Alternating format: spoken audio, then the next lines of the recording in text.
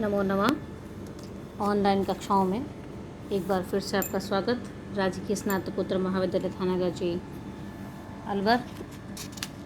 ये जो व्याख्यान है वो बीए द्वितीय वर्ष और तृतीय वर्ष दोनों वर्षों के छात्रों के लिए महत्वपूर्ण है।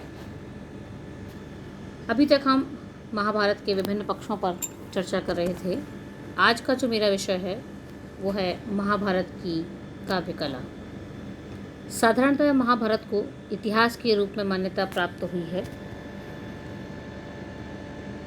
किंतु स्वरूप की दृष्टि से यह एक महाकाव्य भी है और स्वयं महाभारत में ही इसको पुराण, संहिता, आख्यान तथा इतिहास के साथ साथ काव्य भी कहा गया है।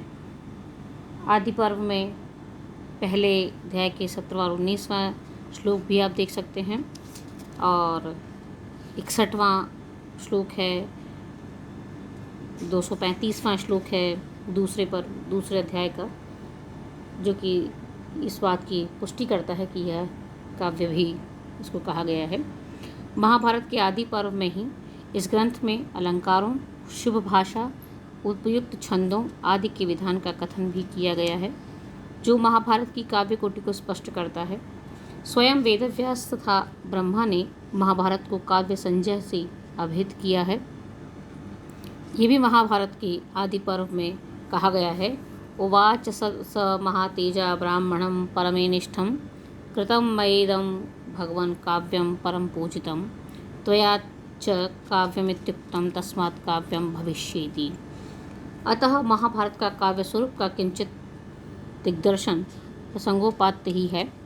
काव्य स्वरूप का अनुशीलन करते समय हमें यह तथ्य निरंतर ध्यान में रखना होगा कि महाभारत एक कवि की रचना नहीं है और सहस्राब्दियों तक यह निरंतर परिवर्तित होता रहा है। सबसे पहला जो मैं पॉइंट ले रही हूँ वो है चरित्र चित्रण। महाकाव्य अत्यंत बृहत काय काव्य है और पात्रों की संख्या भी तदनुरूप बहुत अधिक है।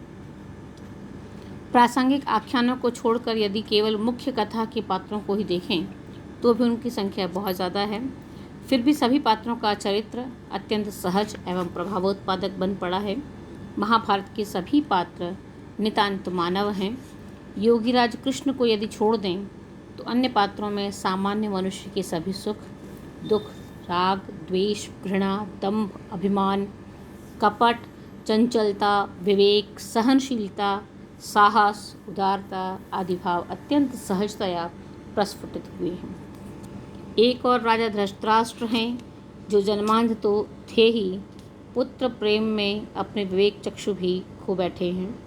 बाह्य रूप से पांडवों के प्रति स्नेह प्रदर्शित करते हुए भी हार्दिक रूप में निरंतर उनकी मृत्यु की योजनाओं में सहभागी बनते रहे। धृतराष्ट्र का यह चरित्र मन में तृष्णा भले ही उत्पन्न करे, किंतु एक अंधे वृद्ध पिता की विवश मानसिकता को भी भली भांति उजागर अवश्य कर देता है। अपनी इस चरित्रगत दुर्बलता को स्वयं धृतराष्ट्र ने स्वीकारा है। सात बुद्धि कृताप्येवं पांडवान् प्रति मे सदा दुर्योधन समासाद्यम पुनर्विपरिवर्तते। यह महाभारत का उद्योग पर्व का 40वें अध्याय का 29वां श्लोक है। दूसरी ओर कुंती का सहज, गंभीर एवं औदार्यपूर्ण युक्त चरित्र है, जिसने आजीवन मानसिक कष्ट ही सहा है। पृथ्वी की मृत्यु के ऊपर होने पर जो कुंती पुत्रों की हितकामना में से सती नहीं हुई, वही कुंती एक विषम परिस्थिति में ब्राह्मण पुत्र की रक्षा के लिए अपने पुत्र भीम को राक्षस के पास भेज देती है।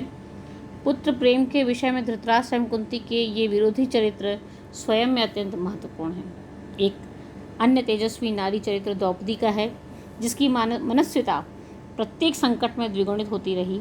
भारतीय मर्यादा में स्त्री का एक ही पति होता है, किंतु गुरुजनों की आज्ञा से पंचपति का होकर भी द्रौपदी ने अपनी मनस्विता, तेजस्विता एवं श्रेष्ठ आचरण से परम पतिव्रता पद प्राप्त किया।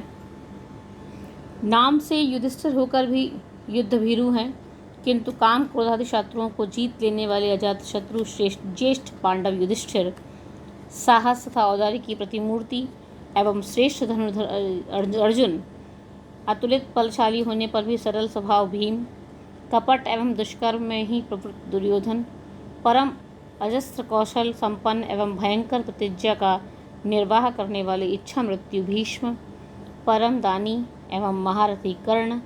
महाभारत के सभी पात्रों का चरित्र अत्यंत कुशलतापूर्वक उपन्यस्त हुआ है। दूसरा जो विषय है वो है रस। महाभारत जितना बृहत्काय ग्रंथ है उसमें विभिन्न स्थलों पर सभी विभिन्न रसों का निर्वाह प्राप्त होना स्वाभाविक ही है, किंतु अन्य रसों की अपेक्षा इस काव्य में वीर, अद्भुत एवं शांत रस का वैशिष्ट्य अधिक दृष्टिगोचर होता है।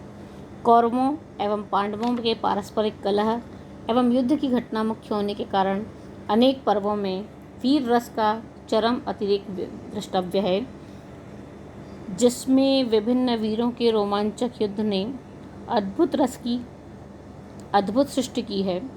श्रृंगार, हास्य आदि भी यथास्थान प्राप्त होते ही हैं, किंतु संपूर्ण दृश्य से देखने पर महाभारत का प्रतिपाद्य रस प्रधानतया शांत ही ज्ञात होता है।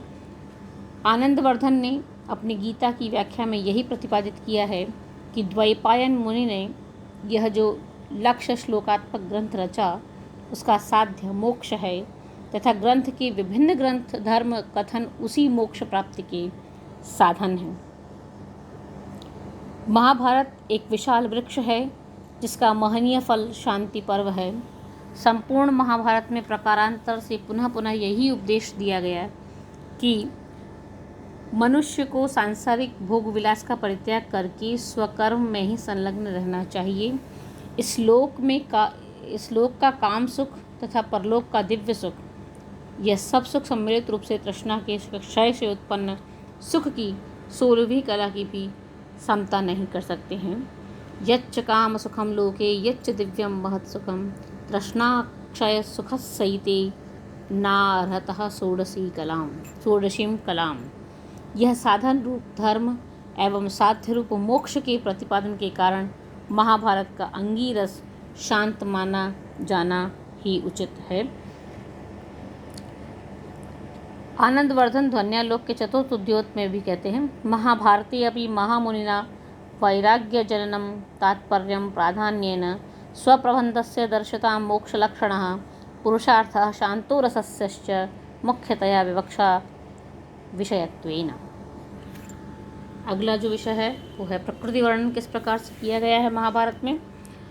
तो परवर्ती जो काव्य शास्त्रकारों ने महाकाव्य में प्रकृति वर्णन किए जाने का विधान किया था, कुछ कवियों ने अपने महाकाव्य में प्रकृति वर्णन को इतना विस्तृत कर दिया कि उस विस्तार के कारण कथा तत्व एवं पात्र के परिचय चरित्र की भी कहीं कहीं लुप्त प्राय हो गए हैं। महाभारत में द्वीप, समुद्र, वन, उपवन, आश्रम, नगर, पर्वत आदि के वर्णन का यथास्थान प्राप्त होता है। जैसा कि महाभारत के आदि पर्व के 146वें अध्याय के 25वें श्लोक है, सपक्षमेव नृत्यन्तं पार्श्वलग्नैः पयोधरैः मुक्ताहारैरिव चित्तं प्रच्युतैः प्रस्रवणोदकैः।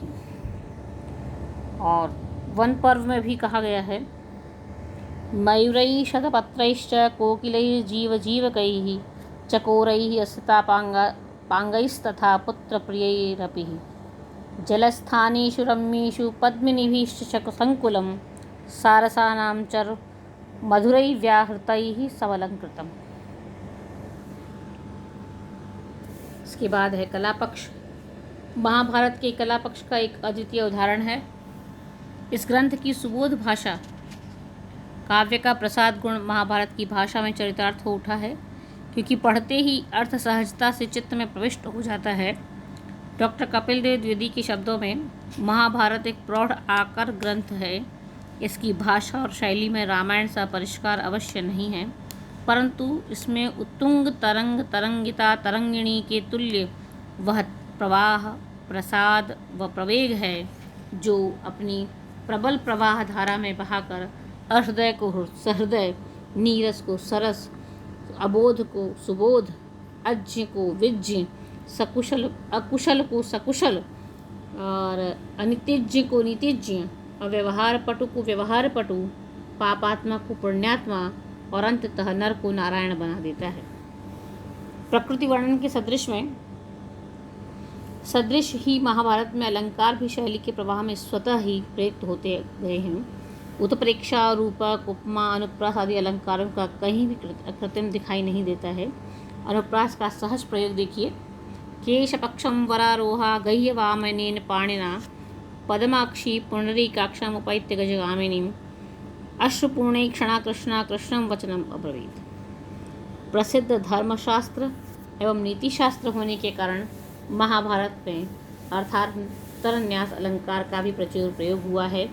महाभारत में प्रयुक्त अनेक कथन भारतवर्ष में सूक्तियों की भांति प्रचलित रहे हैं, जैसे व्रतम यत्नेन संदक्षेत वित्तमेति याति च अक्षीणो विततः क्षीणो व्रततस्तु हतो हतः अप्रियस्य च पंथस्य वक्ता श्रोता च दुर्लभः मुहूर्तं ज्वलितं श्रेयो न च धूमायितं चिरम् धनात् कुलं प्रभवति धनात् धर्मः प्रवर्धते न अधनस्य अत्ययं लोको न परः पुरुषोत्तम न च शत्रु अवज्ञेयो दुर्बलोऽपि बलीयसा अल्पोऽपि हि दहत्यग्नि विषम अल्पम हिनस्ति च। ये थे कला पक्ष। धन्यवाद। आज के इस व्याख्यान में इतना ही। तब तक के लिए शुभम भूयात्। सुष्ठु।